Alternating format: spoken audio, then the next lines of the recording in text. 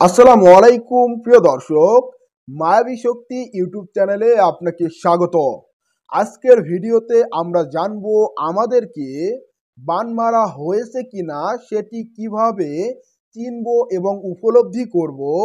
যেমন বান মারা বা কালো জাদু অনেক সময় জীবনে অশান্তি, অবসাদ ও শারীরিক অস্বাস্থ্য এবং নানা ধরনের দুশ্চিন্তার সৃষ্টি করে।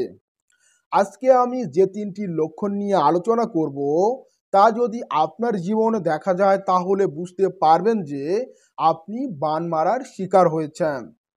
প্রথম লক্ষণটি হলো শারীরিক অসুস্থতা বা অস্বাস্থ্য। বান মারা হলে সাধারণত শরীরের মধ্যে অস্বাভাবিক দুর্বলতা এবং অসুস্থতার লক্ষণ দেখা দেয়। এটা কিভাবে বোঝা যাবে? আপনি অনুভব করবেন যে আপনার শরীর সবসময় ক্লান্ত এবং একেবারে শক্তিহীন হয়ে পড়েছে। আপনার মাথা ব্যথা করে, পেটের সমস্যা, ঘুমের সমস্যা ইত্যাদি আপনার জীবনে স্থায়ী হয়ে যেতে পারে। যদি কিছু সময়ের জন্য হয়, চিকিৎসার মাধ্যমে ভালো হয়, তাহলে এটি স্বাভাবিক। আর যদি স্থায়ী হয়ে যায়, এই বেদনা আপনাকে দীর্ঘদিন যাবৎ ভোগাচ্ছে, তাহলে আপনার উপর বান মারা হয়েছে। এই লক্ষণটা কেন দেখা দেয়?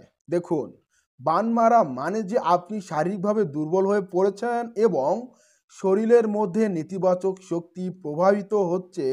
এটি আপনার শারীরিক অবস্থা ধ্বংস করতে সাহায্য করে। এ ধরনের সমস্যা হলে আপনি কি করবেন?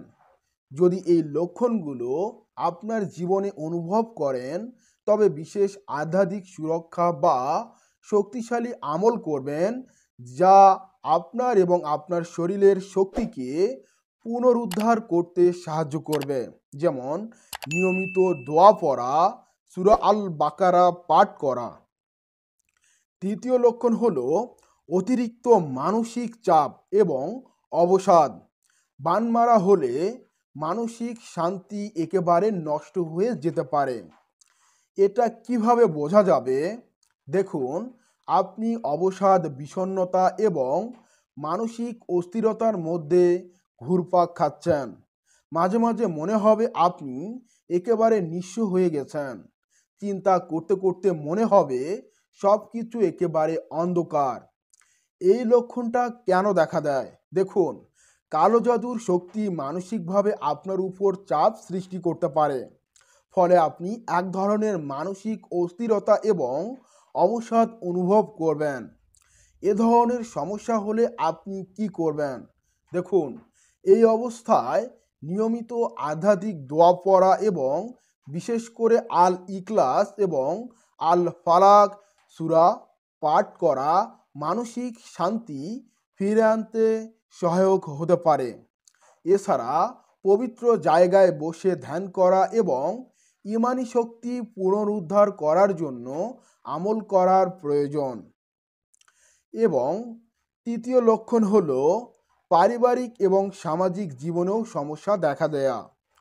এটা কিভাবে বোঝা যাবে? আপনার পারিবারিক জীবন এবং সম্পর্ক একেবারে অস্থির হয়ে যাচ্ছে। আপনি দেখতে পারবেন যে ছোট ছোট বিষয়গুলো নিয়ে বড় ধরনের ঝগড়া বা অশান্তির সৃষ্টি হচ্ছে। সামাজিক সম্পর্কেও সমস্যা দেখা দিতে পারে, যার ফলে আপনি একেবারে একা অনুভব করতে পারেন। এই লক্ষণগুলো কেন দেখা দেয়?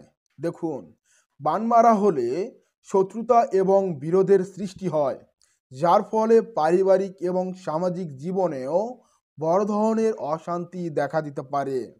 এ ধরনের সমস্যা হলে আপনি কি করবেন? এই অবস্থায় রুকিয়া এবং বিশেষ তাবিজ বা তাবিজের মাধ্যমে শত্রু দমন ও বিস্তার সৃষ্টি করা যেতে পারে। এছাড়া নফসের উপর নিয়ন্ত্রণ রাখা এবং দোয়া পাঠ করা অত্যন্ত গুরুত্বপূর্ণ। সূরা আল ফালাক ও সূরা আন নাস পড়া খুবই কার্যকর। প্রিয় দর্শক, এই লক্ষণগুলো চিনে নেওয়ার পর সঠিক পদক্ষেপ নেওয়া জরুরি। বান মারা থেকে মুক্তি পেতে আপনাকে নিয়মিত আধ্যাত্মিকতা অনুশীলন করতে হবে, তাবিজের ব্যবহার এবং রুকিয়া করতে হবে। সেই সাথে প্রাচীন ধর্মগ্রস্তগুলো এবং ইসলামিক শরীয়ত অনুযায়ী এই ধরনের নেতিবাচক শক্তি থেকে মুক্তি পাওয়ার জন্য নির্দিষ্ট দোয়া, আমল এবং তাবিজের ব্যবহার নিশ্চিতভাবে ফলপ্রসূ হতে পারে।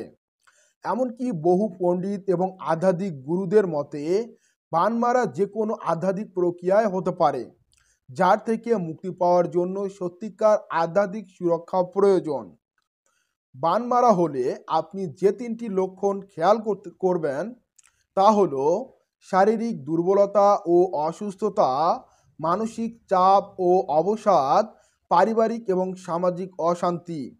যদি আপনি এগুলো অনুভব করেন তবে শীঘ্রই কার্যকর পদক্ষেপ নিতে হবে।